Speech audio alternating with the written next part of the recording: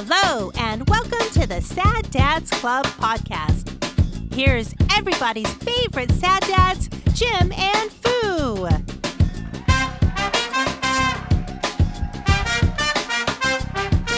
Is that Xander? No, fuck no. Are you kidding me?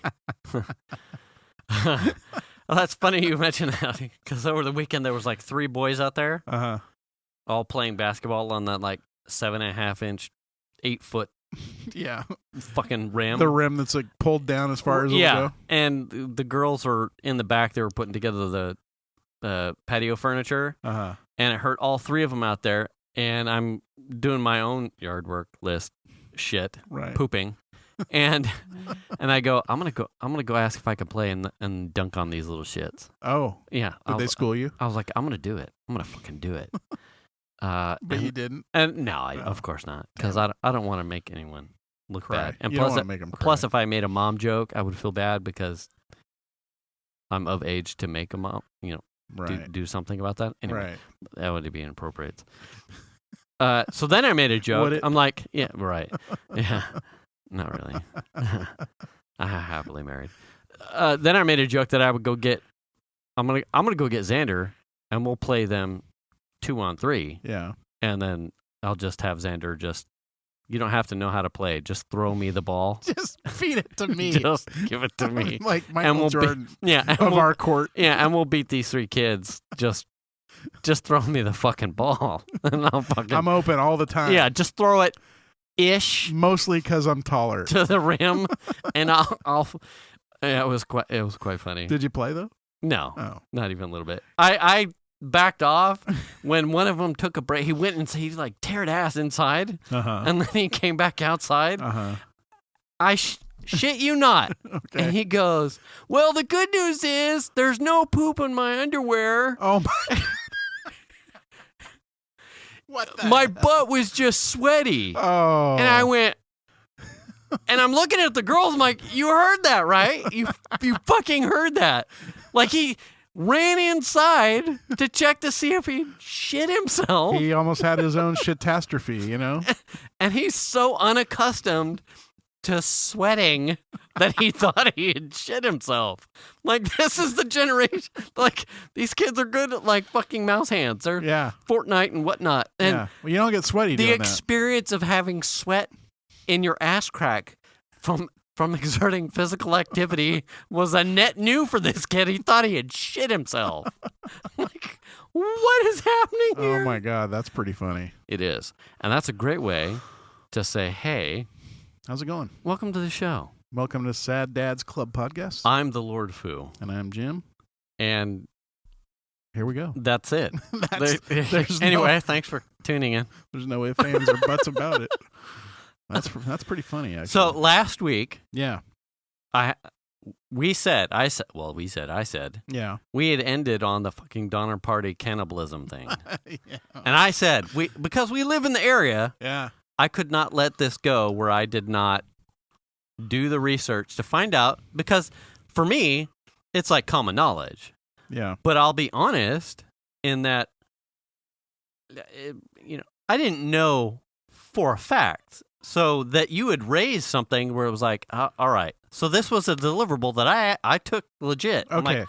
So you took the thought that whether or not there actually was cannibalism involved and so you did a little research. I did. Okay. I found a National Geographic article that was actually an interview of a guy that was writing like a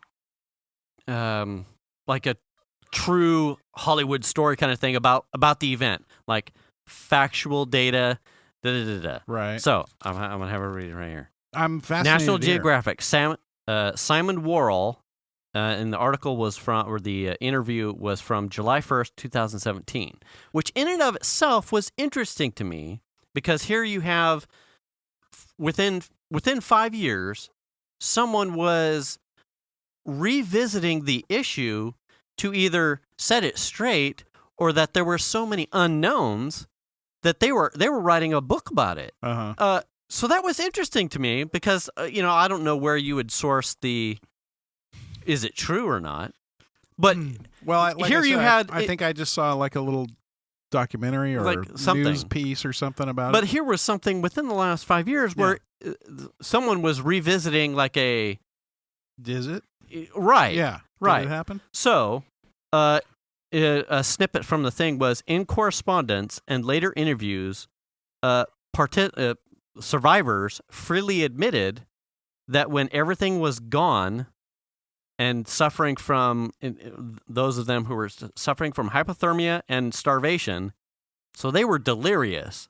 They had realized that the only thing left to them after the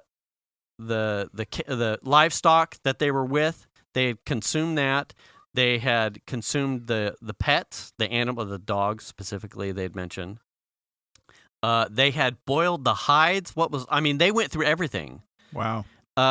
They had realized that those that had perished before, there was nothing to bury. They weren't digging graves. It was too cold for that. They had set aside a snowbank, and they had placed those who had perished in the snowbank, who had effectively frozen. Right. So when everything was gone, plus they were hypothermic, and they were delirious because they were starving to death, they started to consume those that had already perished.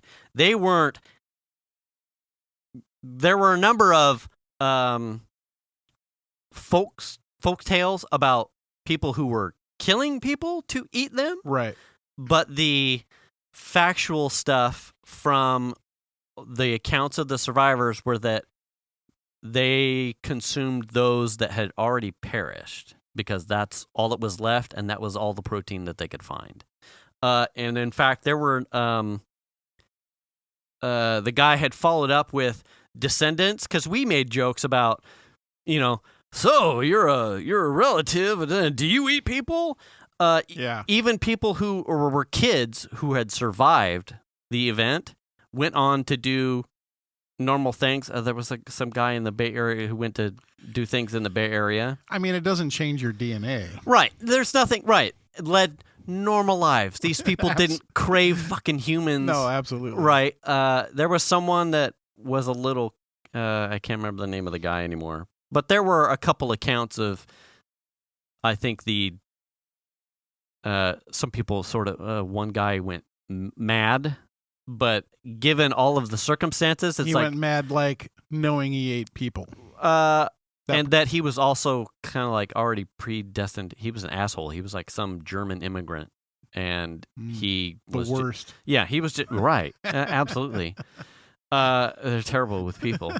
I think he was. His name Dieter? No. Oh, okay. That's what I was Kaving. He was already a dick and became more of a dick.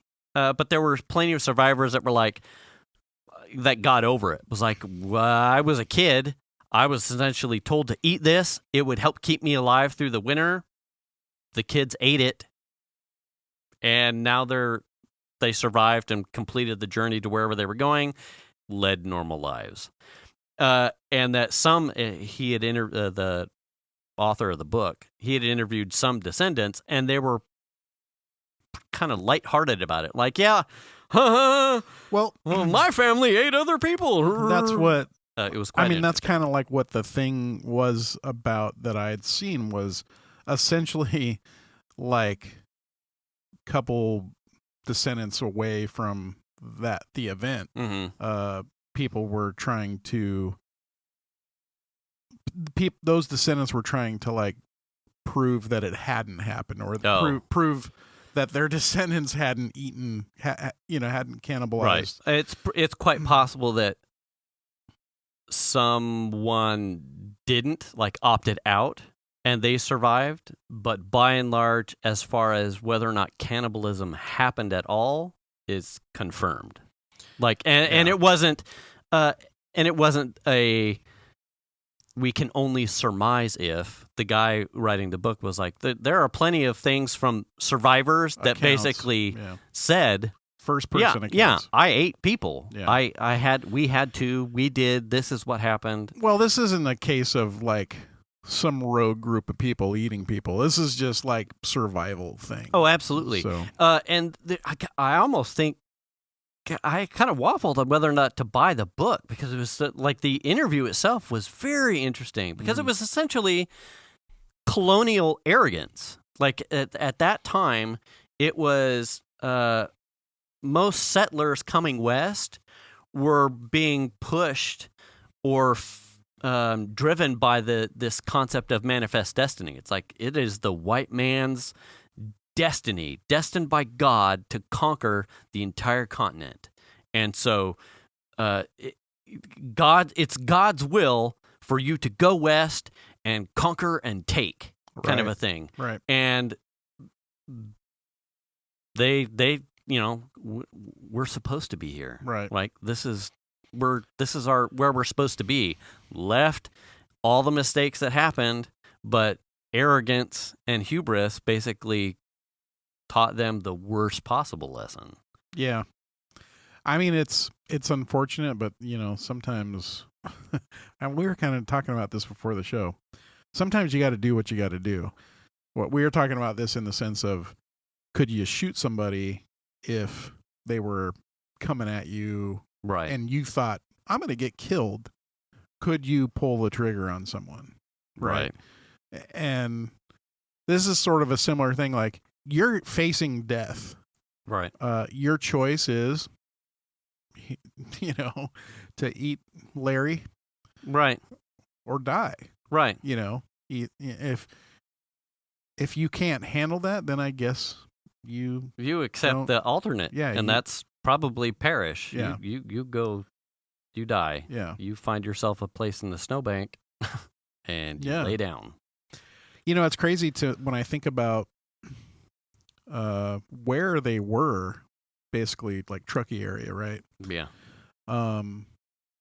They're not that far away from the backside, the Nevada side of the Sierras, which they get snow there, but it's not nearly what the Sierras end up getting. You know what I mean? Yeah. So when you drive down Highway 80, I know we're talking about this in a mechanized, a mechanized vehicle, graded roads and but when you look at between essentially like Truckee going towards Reno and the pass, I mean, if you've ever been that way in the snow, I guess they probably get quite a bit of snow. But if you've ever been that way in the snow, which I have, it's the rain shadow on the Nevada side of the Sierras is significant. Yeah. Depending on the storm, typically you don't get a lot of rain or snow on that side, the downhill side of the mountains. It seems like if they just would like have backtracked some without trying to push forward, right, some of that could have been avoided. I think. I mean, that's what's peculiar to me because as an adult, I don't think I thought about. I think the interest as a young man living in the area, as well as an adolescent who kind of like covered in the history books, like the Western settlers and the gold rush here in the state. Right. Like you cover like Donner Party and cannibalism and you kind of move quickly to like a lot of the gold rush stuff, but you really gloss over it. It's an interesting question as an adult now in looking at the very skimmed amount of information I did just to cover ha-has. Right.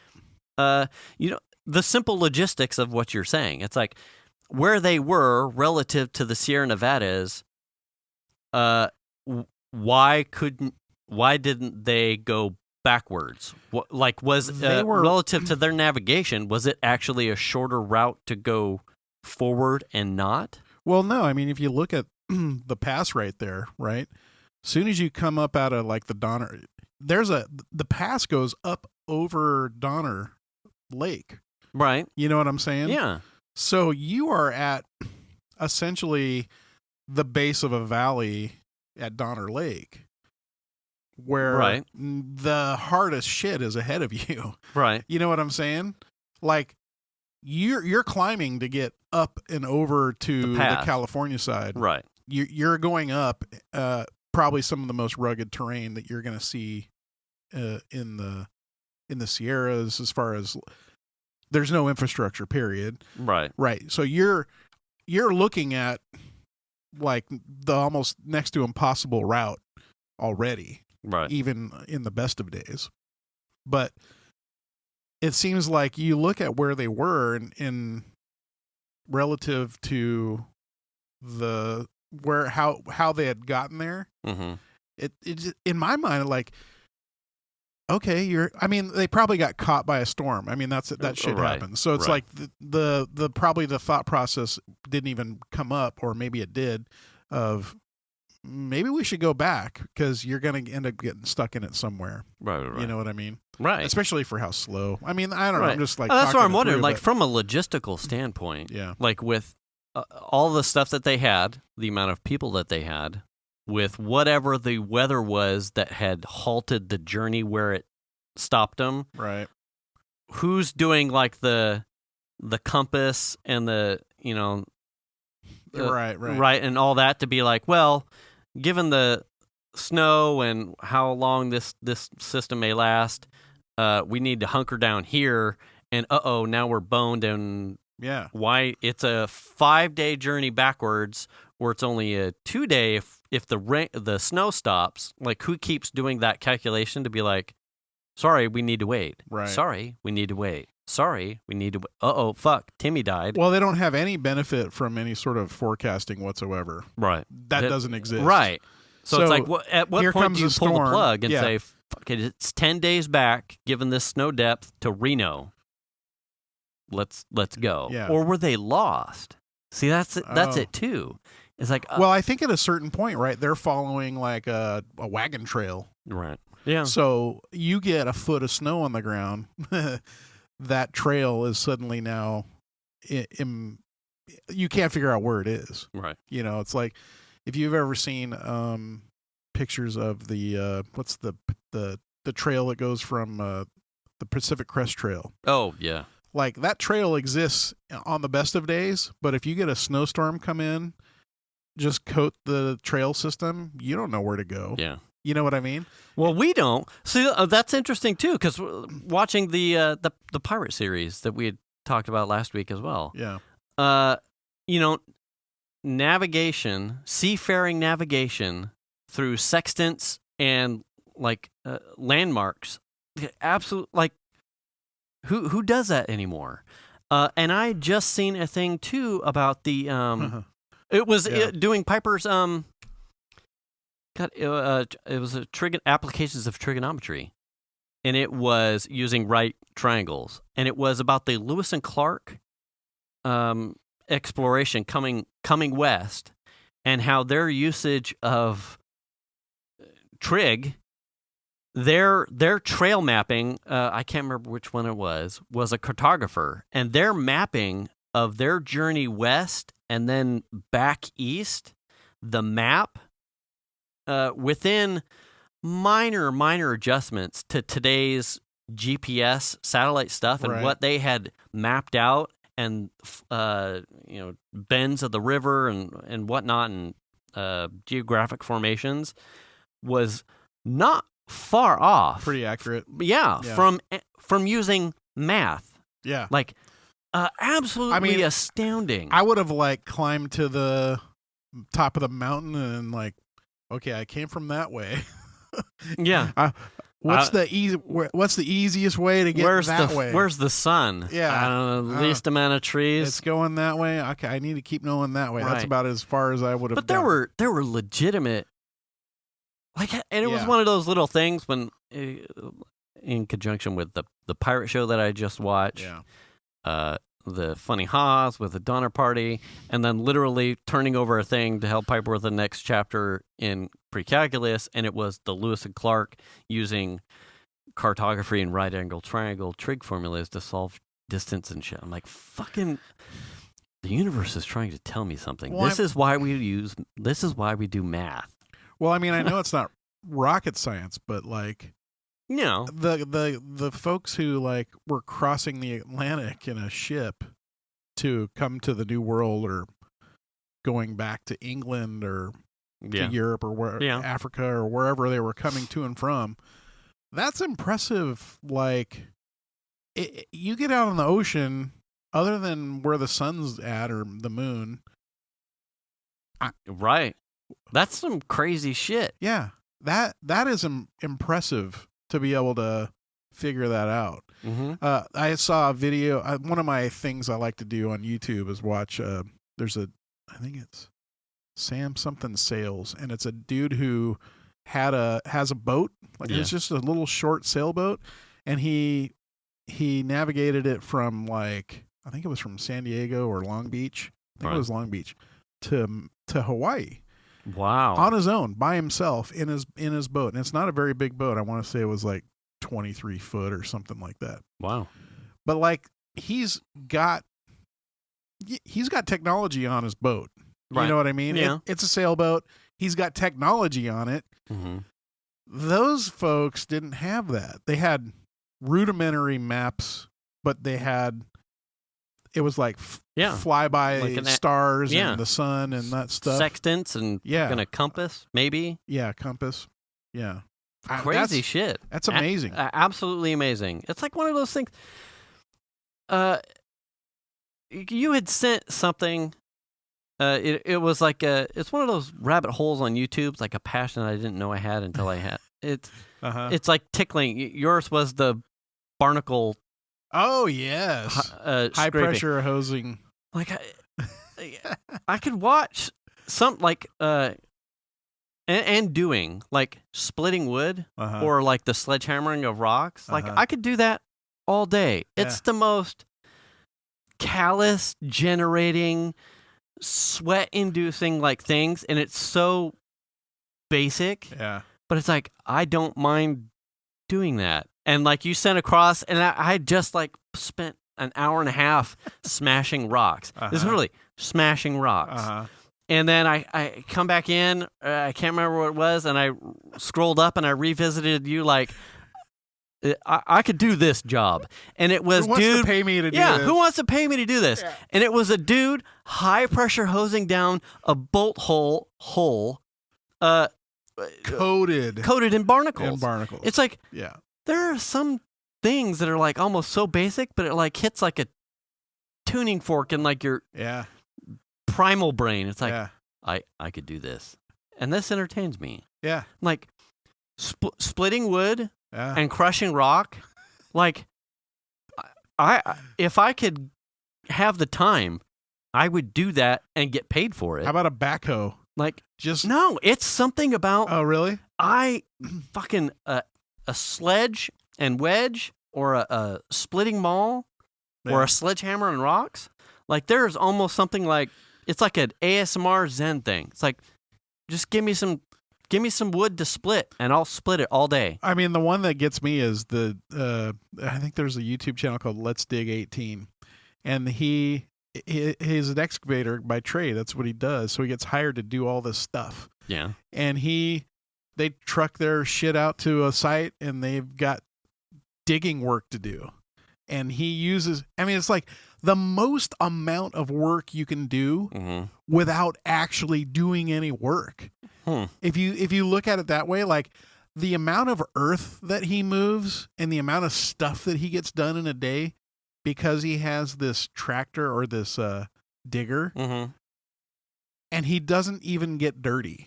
You know what I mean? Yeah. He does so much, and it's so fascinating to watch. Like one time he had to go out to this HOA had hired him to come clean out this. It was like a big pond, and the creek runs into the pond on the side. Yeah. And the pond had sort of like silted up, and they needed to scoop it out to clean up the stream going into the pond. So he got hired just to scoop it up, and it was just like, oh my God.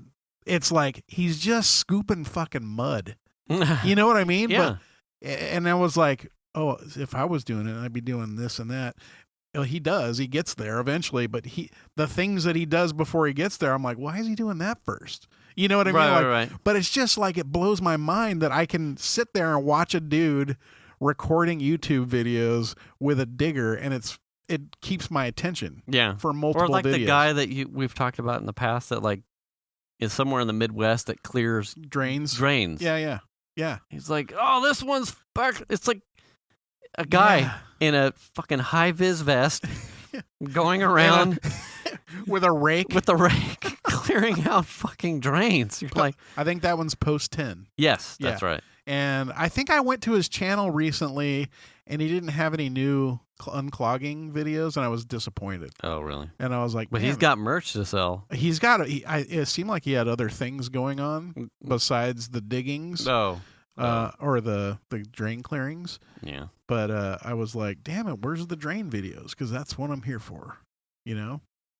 Do you have, like, to do something around that? I meant to ask you, because you had talked about the video. You posted the video. Do you have something around the house where you're like, where everyone else, there it is. That's the phrasing. Okay. Where everyone else in the house views it as a chore, but you're like, I'll do it. I don't care. Sure, absolutely. I'm sure there is. Almost, it's like this. And roughly, it would probably be in the same vein, right? Because we're talking about something that you're having to put out effort in, but yet at the same time, it's of no bother to you. Doing yard work is kind of a double-edged sword. There are times where, like right now, my yard looks fucking amazing. Yeah. It looks really good. Yeah. Front yard, backyard, the grass looks amazing. So when I get out there, when the grass looks good and it feels good, yeah, and then I have to go out there and mow or edge or whatever, it's less of a thing. When the yard starts to look shabby and I have to go out there and I'm the only person that does it, then I'm irritated. Isn't that weird? Oh, yeah. But the pride kicks in when it looks really good. It's like, fuck, my yard looks really good. Yeah. You know what I mean? There you go. I actually spent some time on my driveway with the pressure washer cleaning the driveway. Yeah. And I got like 2/3 of it. And man, that was satisfying. Because something about a pressure washer, you're not working at all. It's doing all the work, but it's like spraying and there's cool water and like, you know, you got a little bit of hum of the motor in the back, you know, and you're like, shh. Yeah. Man, there's something about that. And then you're just watching like the dirt come up out of the concrete. Oh my gosh. There it is. See, I can see your eyes start to glaze over. You're like, yeah, pressure washer. Yeah. Baby. Yeah. Seriously. I'm chubbing up a little bit. Yeah. Yeah. Like I said, I got sunburnt, but it was like, I was the same. I was just in a groove. So you're talking about working in your backyard, right? Right. So we had. But see, that's results driven, right? You're like, you're getting to the point where your backyard's starting to look really good, and you're like, fuck yeah. And it's like, there's an excitement along with the hard work that like you're getting somewhere. I would almost say it's like a threefer because, like you're saying, there's a one. It's a chore and it needs to be done. It's on a list kind of thing. Yeah. The second is there's a point of pride as you start to escalate towards the end goal that like it almost perpetually feeds the progress to it. But then the third for me is I don't mind that type of work, like the a sledge in my hand, rock breaking, right? Just working. Wait, are you breaking rocks so you don't have to move them? Yes. Right? It's like, well, most of it was like trash rock, like the old post cement. Yeah. Some was like cinder blocks that have broken along the way. There was a few. I didn't really break any river rock of substance, but there was like smaller ones in there. But like stuff started to aggregate. Tiles from the roof that needed, but my Twitter picture, there were 3 piles of stuff that it's like I can't keep. We're trying to get the backyard clean for Piper's birthday and for other social natings. Yeah, it's like you can disguise river rock in like a line as like landscaping, right, but a pile of fucking cinder blocks and old pavers that have like broken and cracked. Garbage. That's ugly. That is a dump run. No one wants to see that shit foo. So it's like, well, how can I mitigate this in the smallest way possible? And it was like, it's not enough of a load for me to put it into my dad's truck and then drive it up there like I had done with the most of the river rock here in the back of the yard. To then like give him another turnout in his driveway, it's not enough. So it was like, well, if I smash it I can then use it as like a drainage backfill, Yeah. like in some of the what I wrote as Flower pods, beds or but whatever? flower beds or raised beds. I can use that as a backfill for like a water drainage stuff. Right. So it's like I'll get use of it, but I couldn't use it as whole fist-sized pavers. I had to break it down. Well, there's Right. only one way to do that, and that was for me to just start fucking smashing it with a sledge. Well, that's one way to do And it. I didn't mind it in the slightest. Nice. I even took for a while. I had like the pavers, the stackable wall pavers that have like a 1, 2, like they're kind of a curved front with like a really rough finish, and then they stack and they have anyway. Yeah. I had taken one of those, and like I was just lifting it up and just straight up fucking Hulk smashing it into the rocks to see if it was more Brittle. more productive to do Oh, yeah. a face of a paver span. It wasn't. It was just better to just get in there with a Smash it. fucking sledge, and God, it's fucking therapeutic too, man. Letting out some aggression. To just be You straight seem up more zen today. Absolutely. Yeah. It could be the sunburn, but it just yeah. And Yeah. I've tried to do like I've promised Donna, like this is going on years. I'm like, if you've got wood to split, I'll come up and split it. Yeah. In a fucking time. But I've gone to the Bay Area to split wood at Venus's brothers and brother and sister-in-law's house. They're like, we had to fell a tree. We've got tons of rounds. I'm like, I'll come down and split it. And they're like, oh, okay, come on down and we'll fucking hang out. And You're like, meet. yeah, we drove down for that weekend, and I brought a hammer and wedges, and I fucking split wood for an entire Saturday. Oh, my while gosh. they got, Yeah. they socialized. And they're like, you really fucking yeah, I am splitting wood. I'm here to split wood. Whose faces are you in? Yeah. Putting on one of those. Fucking let's go. I'm letting out some aggression, damn it. Yeah, like who wronged you? Like, nobody. Yet. I'm pre-aggressioning. That's funny. And plus it makes it feel good. It's Yeah. like doing push-ups, man. You start swinging a sledge around for like an hour, and your arms all puff up, then you feel like fucking He-Man. It feels good. Well, we capture all of our recycling, like bottles and cans and stuff like that. And I feel like when we're doing this, that we're the only ones that do this. Like nobody That crushes your cans? No, that like just retains it and then recycles it. We do that just to let Do you? Yeah, Oh, okay. absolutely.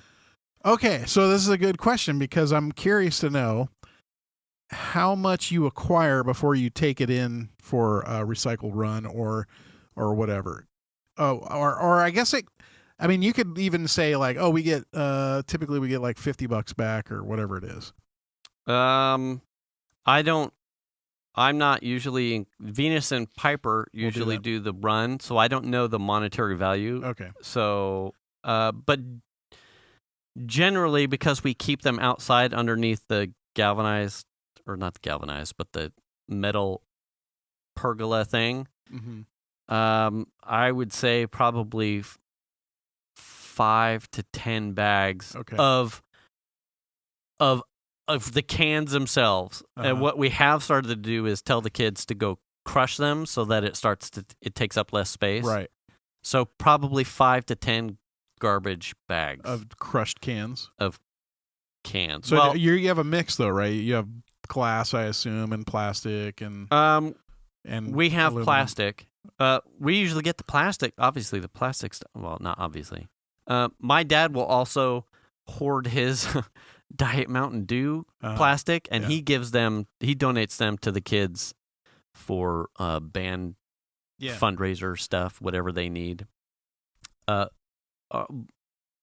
Really, our main recycled generator is just cans. Well, mostly bottle stuff we probably throw away, and I apologize to the planet for that. I mean, if it's got a California Redemption thing on it, we'll keep it. You'll keep In it. fact, we had kept a lot of wine bottles at one point that we didn't realize weren't recyclable. Right. And they're like, we can't take these because they're not recyclable. So those are just like, take them, I guess. Mm. You know what I mean? We're not going to bring them home to throw them out. Just take them here. But the wines that Shannon has been drinking is the Stella Rosa, and they're all California Redemption. Oh, so, really? Yeah. Interesting. But we usually have anywhere from sort of similar, maybe 5, 10. We've had as many as maybe 20 or 25 bags if we let it go for a while. But we ended up doing a bunch of recycling this weekend. Right. And so then it's like, well, how much money are we going to get? And we'll have like a little guess. But you have to pre-sort it all now. I don't know if you knew that. It has to be pre-sorted before you get bottles, there. Cans, or colored glass separated out. Yeah. Plastic, clear. You have clear plastic, and then you have it's like the P2 or the PE2 or something like that, which is like the milky carton. Okay. Plastics. Yeah. And then cans. Cans gives you more money back by weight. Okay. I mean, in theory, they're only paying you 5 cents, but aluminum seems to make more money by weight. Okay. And we had, I think this week was $52, but we've had as much as 100 plus on a recycling run. Who crushes the cans? We don't actually. Oh. Yeah, we haven't been doing that. We just throw them in. They go on the side of the house, and then when we get enough, we just like sort them and then take them. I think because we don't always have the truck, but generally we prefer to crush them, and that's just something we toss to the kids as like now crush the cans, as some sort of learning experience. And I think it would be 2 weeks back when Venus and Piper took them out to. Piper was smashing the cans with like a rubber mallet, and I let her like run out that chain for like a while, and she's kind of like half-assing it, and like smack, smack, smack, and then she tosses it into the thing. And I went and got the same kind of wall paver thing. And because like I said, I let her run out the chain. Like, you're kind of struggling with this one, but I'm gonna see how far the effort goes into like half-assing this smashing, like putting 30 seconds into each fucking can. Yeah. Oh hell no. So I walked past her. I grabbed a paver, and I set up a can, and I just and it into a pancake that fucker. And she looked up at me like, well, okay, whatever. And I moved one in, smash. Moved one in, smash. Moved one in, smash. She's like, fun time's over, I guess. Great. Well, I can't lift that. I mean, I was just showing you, like, how I could do that. I mean, I used to have a can crusher on the wall, Yeah. just like stick it in. Yeah. I never was, especially if you don't smash them first. Like, if you don't, like, oh, I've got a can, smash and then put it in the bag. Right. If you just take the cans and put them in the bag, and then later on have to crush a shit ton of them, that's just forget it. You don't want, I don't want any part of that. I've always wanted something I can just like throw cans in, and it'll be like a hopper, and then it'll just crush them and drop them. Yeah. That's what I want. Haven't found that thing yet. Yeah. But we always take the money and like put it aside for something. And it used to be more wine. Well, it used to be for Melanie's dance stuff. She had to travel so much. It was like, oh, okay, we'll use it for going to Disneyland when you have to go to Disneyland for dance or whatever it was. And that worked out really well. So Melanie was always really involved. Not as much now because she's not in dance anymore. Right. But I think we're using it for, Sham was like, we're going to use this for a side trip in Maui stuff. Ooh. Like going to Molokini Crater or some shit like that. There you go. Maybe biking down Haleakala. I want to do that. Do you? Yeah, I do. Fuck yeah. Take the bus up and bike down. We have not done that one. I haven't either. I want to do it. It's like an early morning thing. Yeah. Wear a fucking pants and a shirt. And then you get half naked Come halfway down. As you get down at the bottom. Shit gets real. Well, as you're driving up to go to the crater and the bikes are coming down, yeah, you're like, damn, I want to do that. It looks fun because you don't have to go up. Yeah. You just coast. Ride it down. You burn up your brakes. Do it. Yeah. But, yeah. But I noticed on your list of things to do for the weekend was, among all of the chores was poop. Right. So did you poop? Absolutely. Okay. There's much pooping. Well, it wasn't crossed off, and I was Right. A bit oh, no, it was. Was it actually It's crossed off. I crossed it off on behalf of some child or my wife that actually did the poop pickup. Oh, it's a poop pickup? Not right. Not right. Like, I do not dump. not a reminder for you to go. No, I don't dump in my yard. No dumping. You don't have to dump in your yard to have it say poop Hey, on there. if you put it on the list and You everything else is It could just be outside, like, I'm going to need to do it at some point, so I'm going to put it on the list. Don't forget. Yeah. Make the poop. Yeah. Right. I mean, you're always making I did poop. not. No, I did not forget. I'm making poop right now. Are you? Well, I mean, not in my pants, but my body is... Oh, yeah. It's gurgulating And consolidating. Yeah. And then compressivating. Yeah, exactly. You're always making it. Think about that. Yeah. When you were getting married, for instance, I was making the poop. both of you and your wife were just making poop right there. Think about it. I don't think that was captured in a wedding photo. No, it actually was. It probably was. Yeah, you're right. You just didn't realize it. You'd be like, any picture you look at yourself from right now there, on, I was making it. hey, check out this picture of us in Hawaii. How you doing? I'm making poop. Right. I'm in the ocean. Making poop. Making poop. Making fish food. Hey, I didn't feed the fish. No. But I was making it. Yeah. For somebody. Something. Somewhere. All right. I just thought that was funny that you had poop on there. Mm. But I know it's for dog poop. But I ran into this. Speaking of like the smashing of canned things. yeah. I ran into another scenario where I let both Venus and Piper run out the chain on a learning experience. Uh-oh. You tell me if you've got one, but here's mine.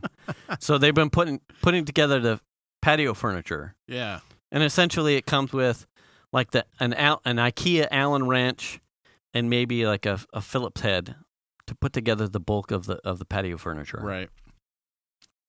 So I think Never done that. Right. Never. No, I haven't. No. I'm kidding. I think they put together at least one piece.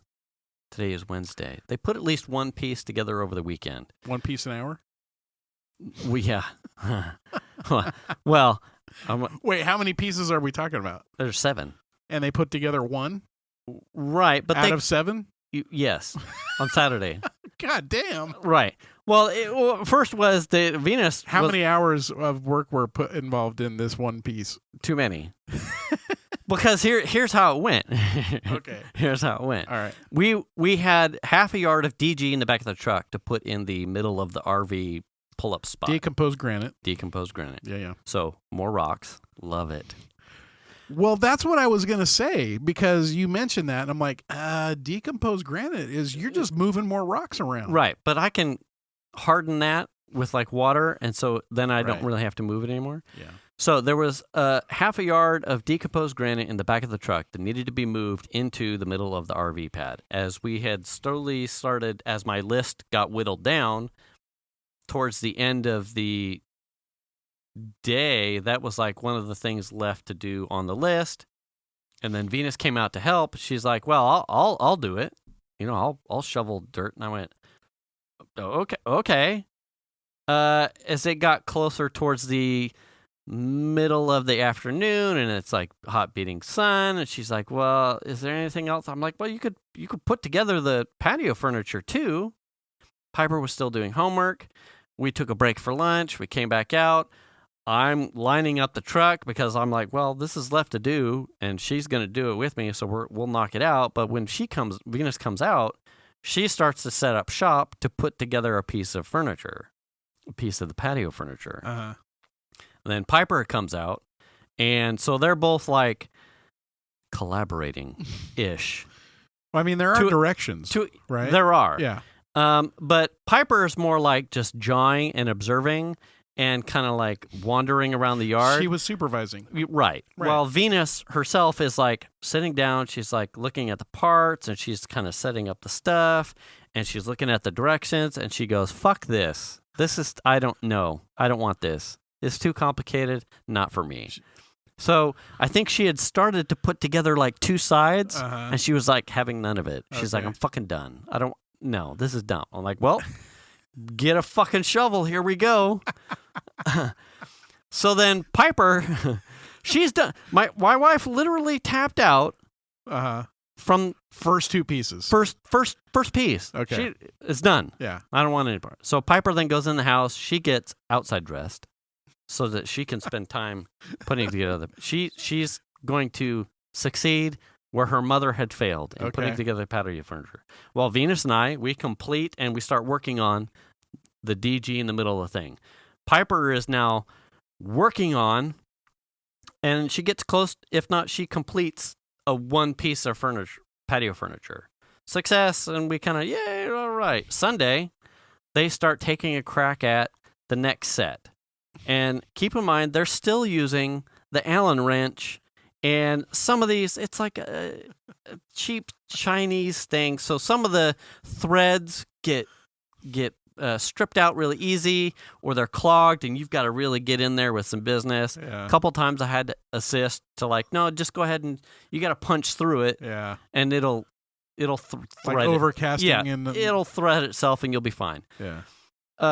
They get together a couple pieces on Sunday. Okay. Good to go. All right. I want to say Monday, they start working on it again as I'm working on other stuff in the yard, and they run into a struggle thing.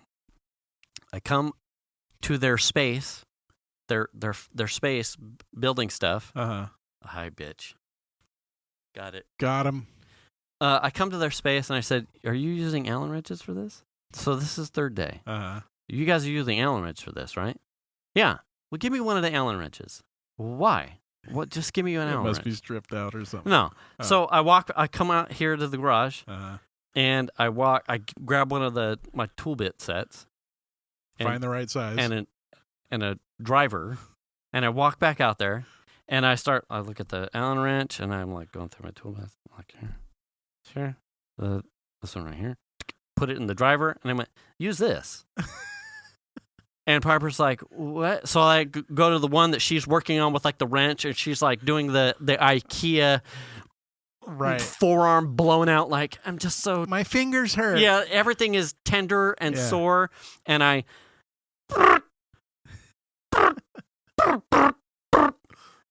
Well, that one's done. And she went, what the fuck? I mean, this is we've been doing this for 3 days. You just now bring this out here, and I was just waiting to see if you'd figure out that there was a tool to do that was better than the hand one. And she's like, what the fuck? I'm like, you guys have opposable thumbs? Come on. What the fuck? All you had to do was come ask me. Yeah. No one asked me if there was a tool to do it faster or better. I mean, this is a spinning, I have to spin this thing to get it in there. Right. Do you have a thing that'll spin something that'll put... Yeah. Do I have to keep doing this for 5 more pieces? Absolutely not. The fact that they didn't even think about it. They're like, we have to use the tool that it came with. Yeah, fuck. Otherwise, the shit will probably fall apart. I'm like, here's an impact driver and an Allen key head. They put the rest together in fucking quick snap. I'm like, come on now. That was pretty funny. Venus put together we got a propane fire Fire pit? Fire pit. Yeah. Just like a disc or single thing. Yeah, it has the circle element like yours, but it's just a little table thing. Little table. Yeah. She had put that together all today using. So she was awesome. Got good with it, huh? But I went out there at lunch to take a stand break, and the door was just slightly not square, so the door wouldn't close all the way.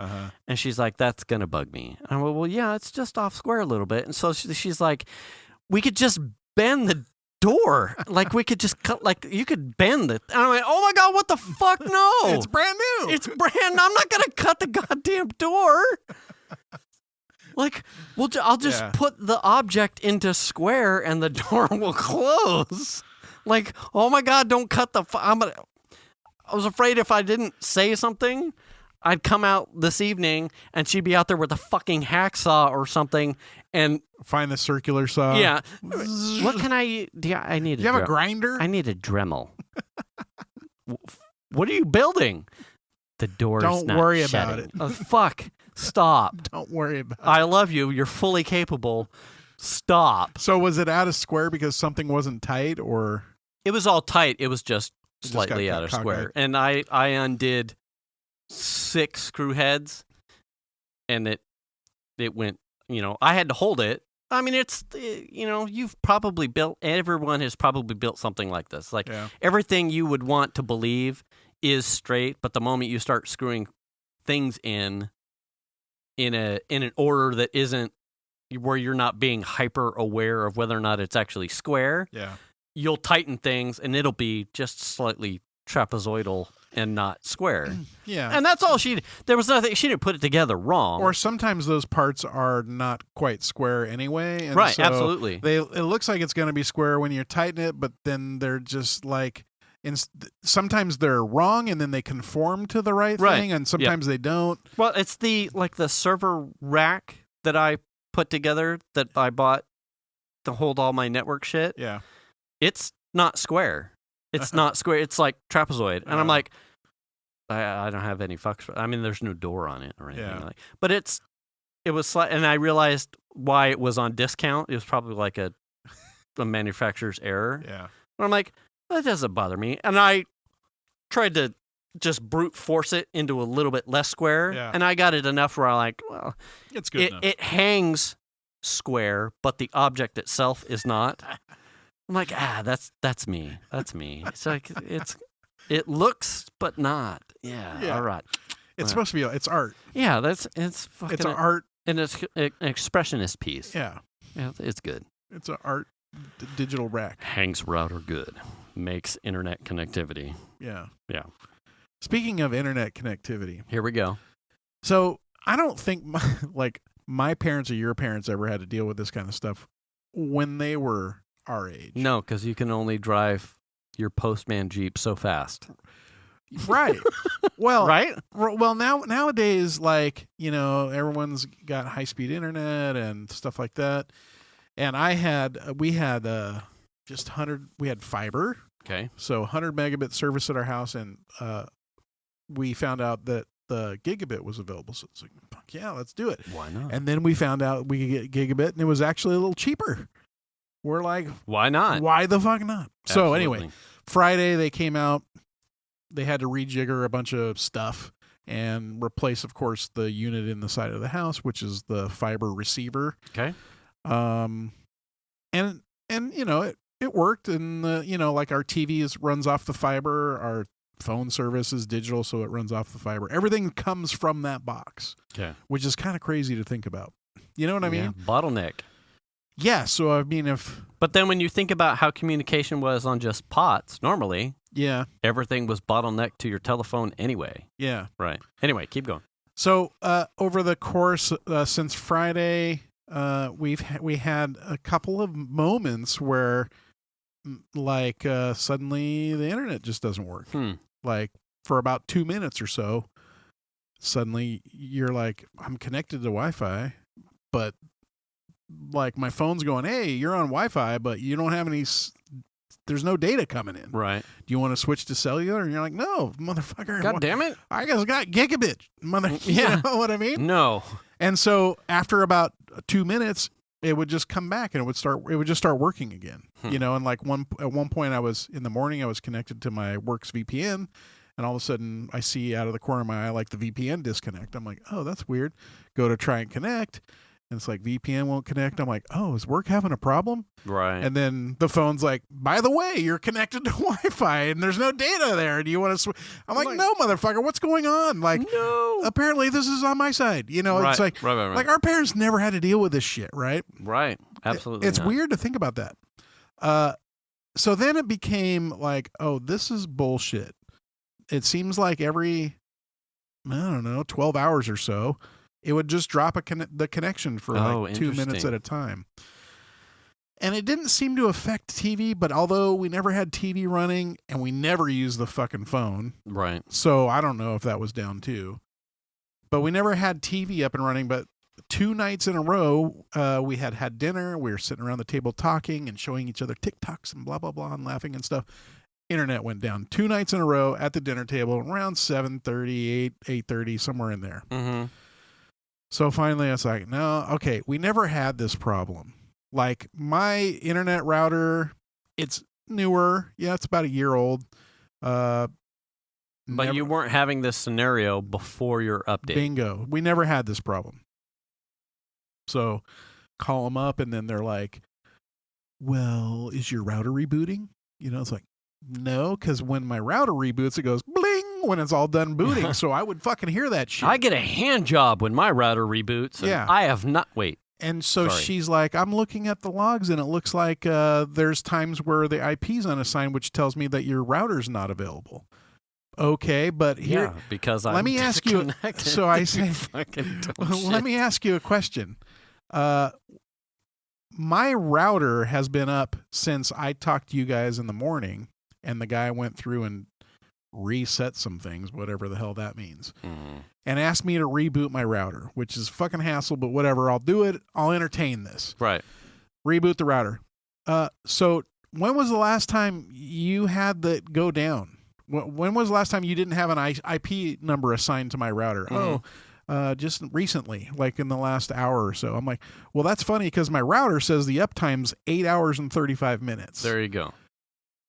But you followed the playbook, so that's data they would need. Yeah. So okay. So it's like they're just programmed to try and push the problem off on your gear. Yeah. Oh yeah. Oh, it's definitely your gear. Right. The other problem is that because the problem was very intermittent, of course, when you call them and they want to run through their tests, well, fuck, it's all working right now. Right. You're not going to see any problems. So they had finally that conversation was enough to convince her to like make, okay, your router uptime was 8 hours and 35 minutes. That's when I reset it when I talked to you in the morning. But yet we've had a scenario where. Yeah. And so it's like, okay, let's make an appointment. So they came out today and replaced the unit because while he was there, we didn't have an internet outage, but the TV went down. Oh, shit. You know what I mean? Yeah. And so he happened to be there and he's like, looking at testing signal strength between fiber points and between stuff in the house and all the wiring looked good. And he goes, has your TV gone down? I'm like, I don't know. I assume if it all runs off the same box that yes, it probably has, but I can't verify that. So I just turn the TV on and it's like, please contact your provider. We have no signal. And I'm like, yes. And I go to the other TV and turn that one on and it has the same problem. And I'm like, hey, the TV's not working now. Yeah. And it's like, oh, okay. So then he went and replaced that unit. But, I like thinking like shit is complicated. Like there's no easy, some of that stuff's really difficult because like my router doesn't, like I can only go so far with knowing what the router is experiencing. Mm-hmm. There's logs, but the logs are something that the router will put into a RAR file, mm-hmm. and then you have to email it to them because it's encrypted. Hmm. So I don't have access to the logs. And presumably because there's like Amplify HD specific things in there they don't want people to read or see.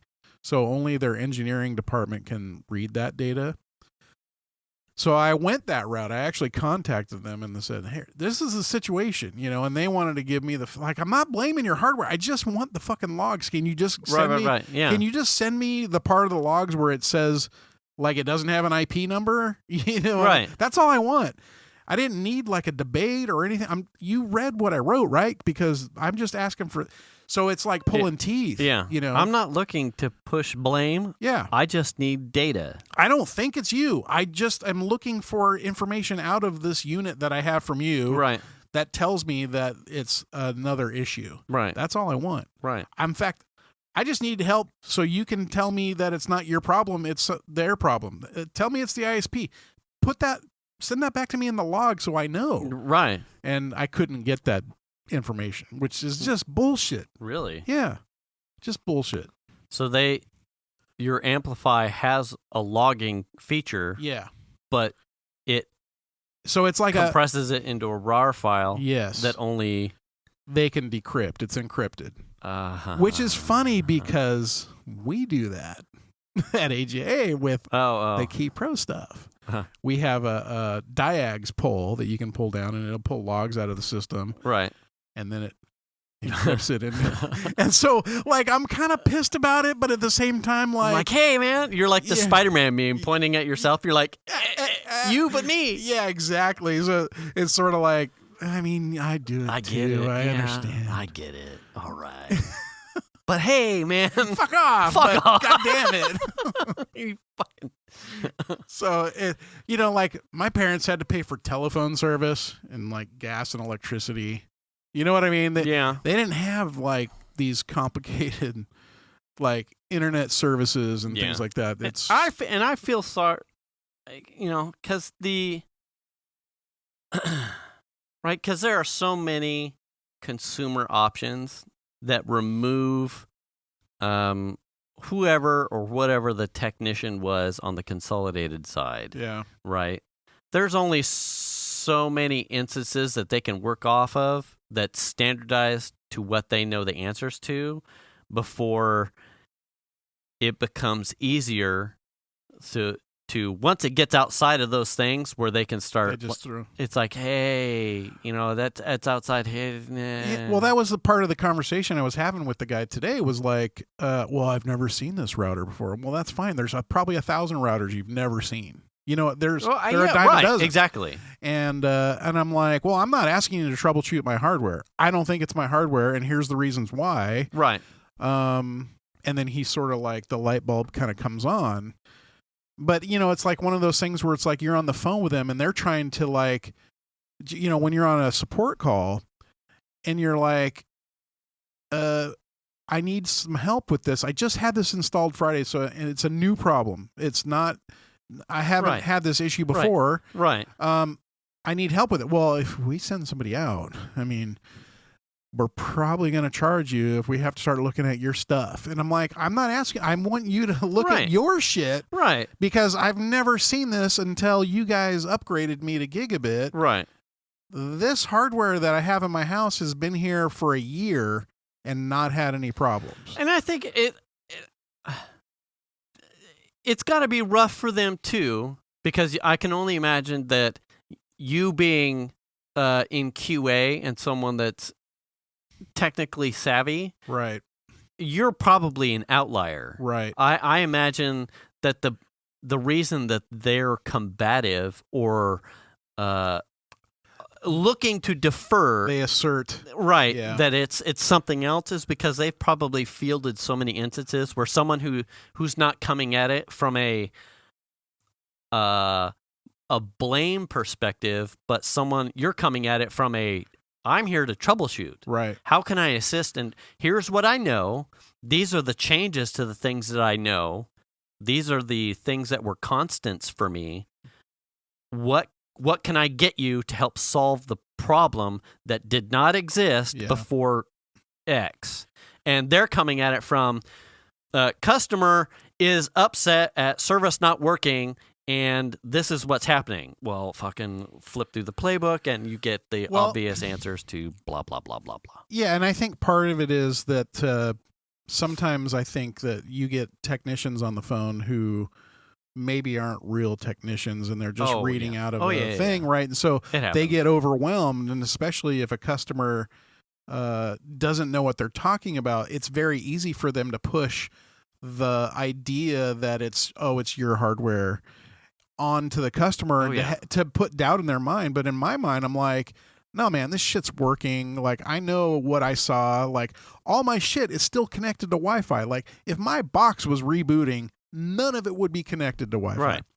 You know what I mean? Right. And certainly, probably your perspective would be different if this was a month, 2 months down the road. Like if you'd had smooth sailing for a good 30 to 60 days, and then all of a sudden some started going sideways, there would be more check boxes of concern. Right. But because this was Friday and it happened over the weekend. You're like, I didn't even get fucking 48 hours before shit started going sideways. Absolutely. I didn't even get 24. Yeah. So here's what changed for me. Yeah. Here's what didn't. How can I help you troubleshoot this? Right. And they're like, sir, have you considered rebooting or purchasing our new hardware or leasing from our program in which you can pay money? Well, fucking stop. Right. Well, I thought it was funny because the dude that was there today, I was like, you guys, he's like, well, it's not one of our routers. And I'm like, oh, you have a router? I didn't even know you guys had a router, because you don't have to use their shit at all. It doesn't, like, why would I? No. And he's like, yeah, it's made by some company I've never heard. And he goes, I've never heard of them. He's all these, they work pretty good. And I'm like, well, I mean, you never heard of this either. Right. You know what I mean? No, sir. But this is Ubiquity. Like, almost everybody I know that works in the networking world knows of who Ubiquity is. Right. You know what I mean? Yeah. Like, I don't know what the fuck you guys are using, but Chinese MAC address. Yeah, I just think it's, and you know, one of the problems that I have is before I call support, it doesn't matter what the thing is. Because of my nature, troubleshooting nature, I run through so many scenarios. And so when I get somebody on the phone, they're like, oh, have you tried this? I go, yeah, I tried that already. Have you tried that? Yeah. Oh yeah, I tried that. And this was the result. I actually do more troubleshooting than the people on the phone have me do. I know more about the problem before I call than I have more information than they ask me for. Right. You know what I mean? It's like a preparation thing. Like I know probably where this is going to go. So I'll try and knock out the easy ones so we can get to things I don't know. Right. Right. Oh man. But I mean, you know, all this is sort of net new stuff. I'll wrap up on, I have a positive customer experience. Okay. So I had just bought and trying to set up like a backyard pop-up theater thing for Piper's birthday. Oh yeah. I had purchased a small projector, like to do on like a pop-up screen, like 100. Is that like? Are you saying like a Pico projector? Or not quite Pico. Yeah. It's probably not much bigger than a little bit smaller than a MacBook. Okay. So, small pizza kind of size. Okay. One. Decently priced. Came recommended from a couple of Venus's Kaya ladies, moms that do stuff for their kids in their backyard. So, middle of the road. Very affordable. So I had ordered this in like a preparation to like almost force me to stay on the project, because if I've got the hardware and stuff, I have to keep up and do this so that way. Right. Little girl's birthday party. So I ordered this projector. It came. This story is probably 2 weeks old now. It had come. We were recording the podcast. It was one of the times you may have heard or may not, because these mics are awesome. UPS driver. It was delivered evening. I didn't pick it up, but Venus did. She put it in the office, set it on the chair. Finished the podcast, ate dinner, went to the office. Oh, things here. Wow, it's not quite as big as I thought it would be, but cool. The projector's here. So I open the box. Inside the box is the projector box, and it happened to fit in an Amazon cardboard set that didn't need the inflatable cushions. It was just a box. In a box. Yeah. And I pull the projector box out, and I went, fuck, wow, that is really light. Like, that's curiously light. So I open up the tab, and it doesn't have like the little plastic security tab or anything, or sticker. Yeah. And I open it, and there is literally nothing but a single slice of like white styrofoam cushioning in it. There is nothing. No docks, no projector, no cables, no cables, no other cushioning. It is like a small white insert of a styrofoam cushion and the box itself. And and the tape around the Amazon box was pristine. It was perfect. The box had no dents. It hadn't been ripped or torn or anything like that. And I called Venus in, and I went, this came tonight? And she's like, yeah. And I went, there's nothing in the box. Nothing in the box. And she's like, what? Now, I will tell you that, don't blow that shit over here. Fucking mosquito. What? Fuck off. I was hoping you'd get another injection. I have been an Amazon Prime subscriber since it's decade plus easy. Since 1996. I buy a grotesque amount of, oh my God, and then his other buddy came in. A grotesque amount of things all through Amazon. 1, pandemic. 2, it's just a habit because it's convenient for me because I work from home and I don't get out. I have never had this happen. Okay. And in fact, the amount of times where I've actually bothered to return something because I couldn't repurpose it into some other thing, I could count on one hand. And I am a prolific purchaser of Amazon shit. And you'd be hard pressed to tell me a week of the year where I didn't have something delivered, and most likely it was 3 or 4 times a week, kind of a thing. So, prolific purchaser all the time. This was the first time I had ever purchased something where what I wanted was not actually in the box at all. And I went, I don't know what to do. And Vita's like, this has never happened to me either. And I went, how bizarre is it? It was almost comedic that it was empty. If it was an Amazon box with nothing in it, I'd be like, well, they fucked that one up. But it was an Amazon box with the product box with nothing inside it. So was it the actual product box? Yeah. Okay. It was actual product box. Okay. So Venus was like, well, you need to spin up a thing on Amazon to get a RA number to return it. And I went, well, technically there's nothing to return. Okay. So now I'm getting socially anxious because I'm going to have to engage with somebody. And I just kind of went, well, fuck. Net new for me. And I need the projector because it was like the daddy in me was taking over the anxiety of trying to solve this problem, because it was like, I have to have the fucking projector. Yeah. Bottom line, I have to solve this. Oh, absolutely. So I get to Amazon and I just do their whatever it was to you had a problem with this product, and that spun up would you like to talk to a person? Fuck yes. And I went, sure. So I hit the button and it pops up the little chat dialog box, and it was someone with the form how can I help you? Something. And I said, I just totally approached it as lame. I'll be honest. This is a first for me. Me and my wife were kind of having a chuckle.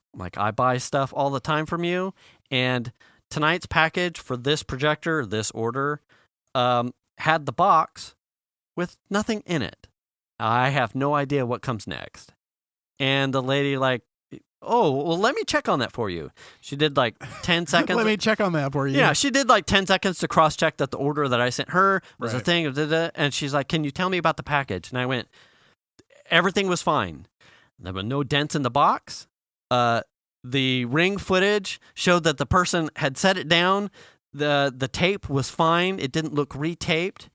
And the package, the product box inside the box, was just empty with minus one piece of white styrofoam cushioning. That was it. And she's like, okay, one moment. It was another 20 or 30 seconds. And she goes, the best that I can do right now, because apparently it also had a discount, she's like, I can refund your Amazon account for the purchase price, or we can ship you one. And I went, ship it, Dano. I said, well, at the time, I was like, just give me the credit. And in my mind, I was like, maybe I can find another one using anyway. But I opted for the store credit. And she's like, oh, cool, fantastic. Is there anything I can help you with? And I went, well, I just need you to make sure that I get visited by that driver multiple times a week. I have no concern or qualms about my driver. Right. And I have no reason to suspect that something happened in the truck. I'm not trying to pin this on anybody. This is a new experience for me. No one stole anything off my porch. The driver is a common trustworthy visitor. As far as you're concerned. Right. I've had no problems with the driver. Just need you to make sure that I have no problems with the driver. She's like, thank you so much for the feedback. Absolutely, I'll take that in a note, and I'll put this down in the account and whatnot. And I went, oh, well, thank you. And she's like, well, thank you very much for your service, and whatever pre-canned garbage exit thing she had. And ta-da.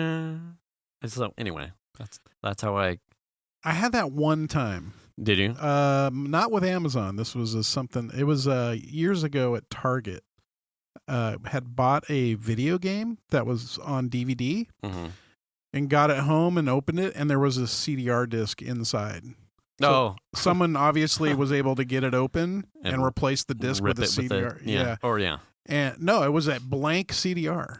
So it didn't even have the contents so it's like they went through all the trouble to put like a weighted disc in replacement. I guess so.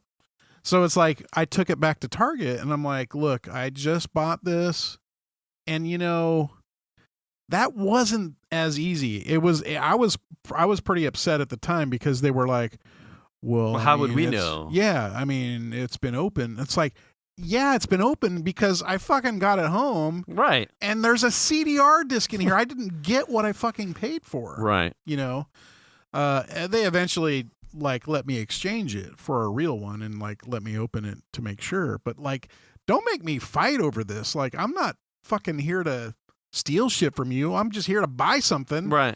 Yeah. And I'm not getting what I paid for.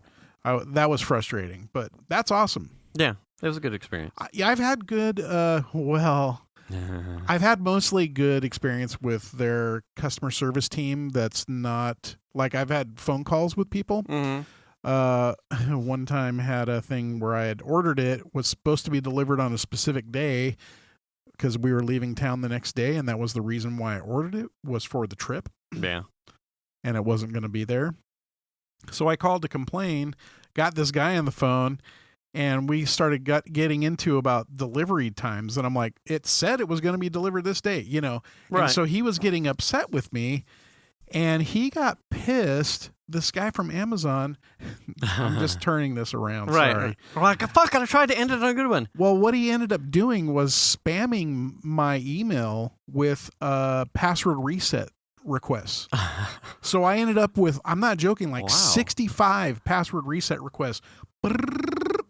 And it was like, oh, fuck off, man. Here we go. So then I had to get I got to get a supervisor on the phone. Why did I just get 65 password reset requests? This guy wasn't happy with me. I'm unhappy about the fact that I'm not getting the thing. Right. And of course, that was pre-COVID. Oh, yeah. When you could expect stuff to be prime. Right. Anyway. But no, we have typically had very good customer service with Amazon and been very happy with them overall. Yeah. So it was that is funny. Yeah. And sucky.